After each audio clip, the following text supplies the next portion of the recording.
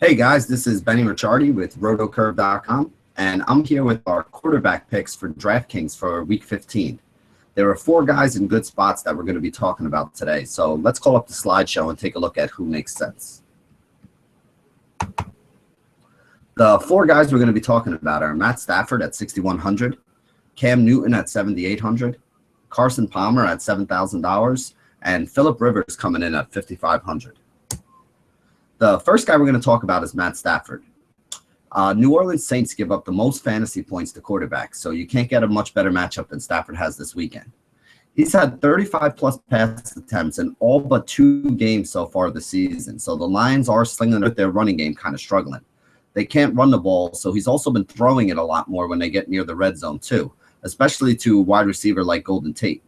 Golden Tate seems to have found his mojo. He's been coming up with about 10 targets per game over his last 4, has been putting up some pretty decent fantasy numbers. And despite the fact that Calvin Johnson played bad in his last game, he has been solid in 10 of the 11 starts before that. So you got to think that he's somebody else that Stafford can look at.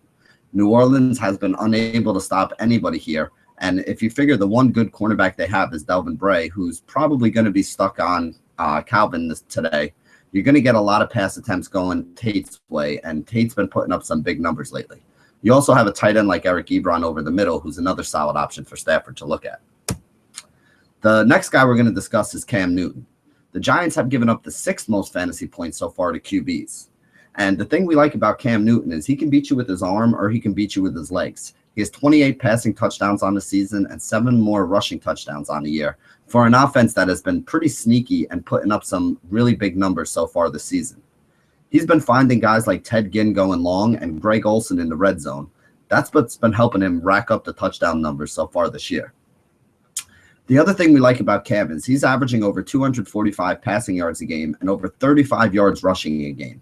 The 35 rushing yards, remember, you get 10 points. You get 1 point for every 10 yards rushing, whereas you only get 25 for every 25 yards passing, you only get 1 point.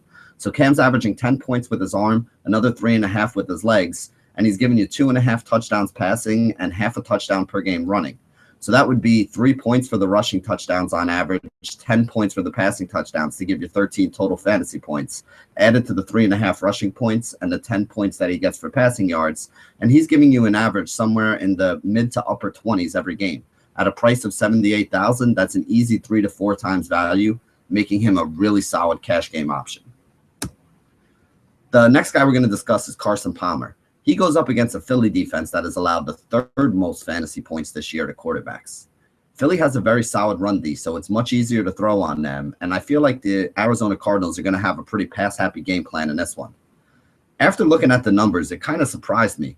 Carson Palmer is averaging over 300 yards passing per game with 2.5 touchdowns per week. So this has been one of the best fantasy quarterbacks that we've had so far this season. That gives you 10 points for the passing touchdown, another 12 points for the passing yards, plus the 3-point bonus that he's been getting by averaging over that. That gives him an average of over 25 fantasy points per week. And at $7,000, again, that's a guy who's going to give you 3 to 4 times value in most matchups. And this is actually one of the better matchups that he's had so far this season.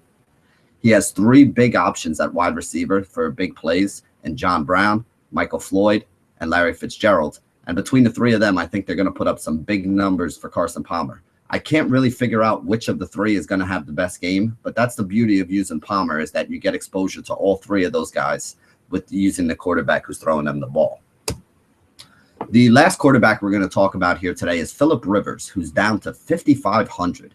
Miami has allowed the 10th most fantasy points to quarterback, and 5,500 for Phillip Rivers is insanely cheap. He did have a bad game last week, but he's averaging 42 pass attempts per game so far this season. And the Dolphins have allowed 295 yards passing per game over their last 3. The San Diego run game is non-existent, so if San Diego is going to move the ball at all, you got to figure it's going to be with Palmer using his arm and moving the ball through the air. That's the way that I see this game working itself out. And at 5,500, you really only need about 18 to 21 fantasy points out of Rivers, which is something that he's done on multiple occasions so far this year.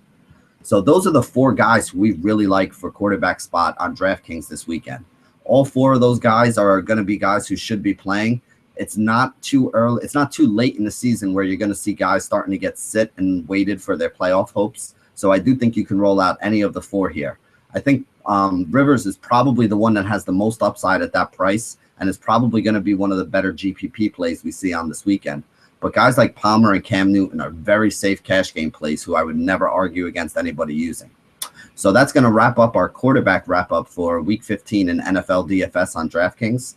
Thanks for joining us here at rotocurve.com. And as always, stay classy, DFS.